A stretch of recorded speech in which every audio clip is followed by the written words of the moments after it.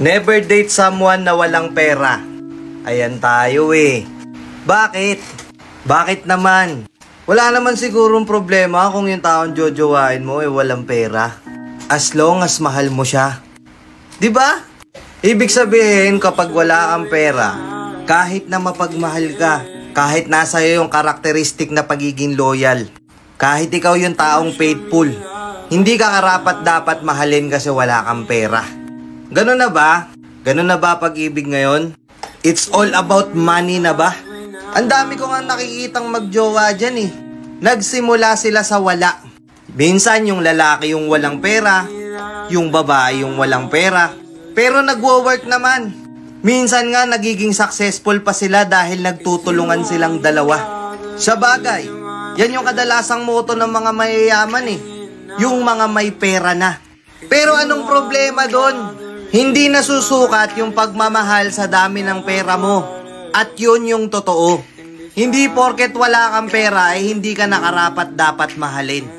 Yun lang yun. Di bali nang hindi loyal. Di bali nang hindi faithful. Di bali nang manloloko. Basta may pera. Baka hindi pagmamahal yung hinahanap mo. Baka pera. As simple as that. Sa influencer pa man din ang galing. Ang dami ring mga batang iniidolo ka. Pero sana wag mong itatak sa isip nila na yung pagmamahal umiikot lang sa pera.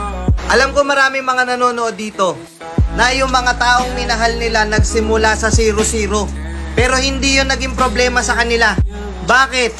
Kasi mahal nila yung tao eh. Against all odds nga, di ba? Kung mahal mo kahit broke, tatanggapin mo. Tutulungan mong gumanda yung buhay ng tao. Hindi yung mamahalin mo lang kapag meron ng napatunayan yung isang tao.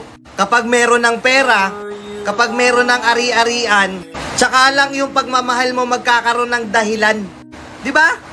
It's not all about the money. It is all about how you accept that person on who they are. Yun lang. Ngayon, ikaw na nanonood, sino dito yung hindi bumabase sa pera? Kaway-kaway naman dyan.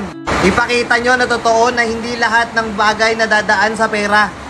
Comment nyo dito, let's go.